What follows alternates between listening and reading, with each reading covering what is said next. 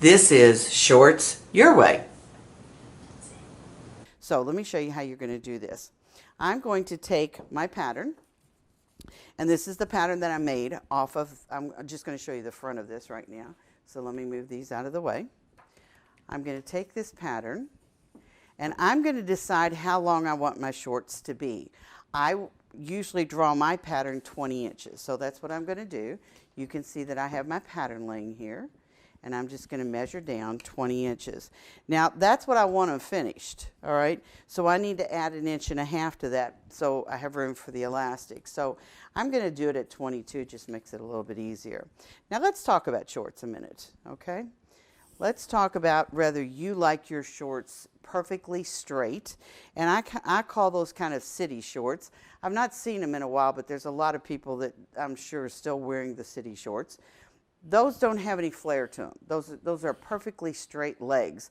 So if you want to make city shorts, what I would suggest you do is to take your pattern like this, fold it up like this, and that's where you would cut it. So you would cut 2 fronts and 2 backs, and that's your shorts. Sew them together exactly the way you sew your pants together. If you want capris, same thing. Measure a pair of capris you have at home that you like the length. Make sure you add 1.5 inches to the top of it, because that's going to be for your elastic. And then just fold up your pattern. These make perfect capris. But I'm going to show you a little bit different kind of short. And this has a little bit of flare to it. So what I'm going to do is to lay this pattern underneath a new piece of patternese so that you can see through it here. Let me move my scissors. Now, this grain and crease line is extremely important. It was important when we were drawing the pattern, and it's still important. So make sure that you draw that on there, and I would suggest you draw that on there first, because then you're going to know you have that grain and crease line. So just draw that on there first, all right, like this. Okay, I'm going to draw the length, because I've already drawn that on my pattern, and there's the beginning of my shorts. So I'm going to trace around the top part of my pattern, like this.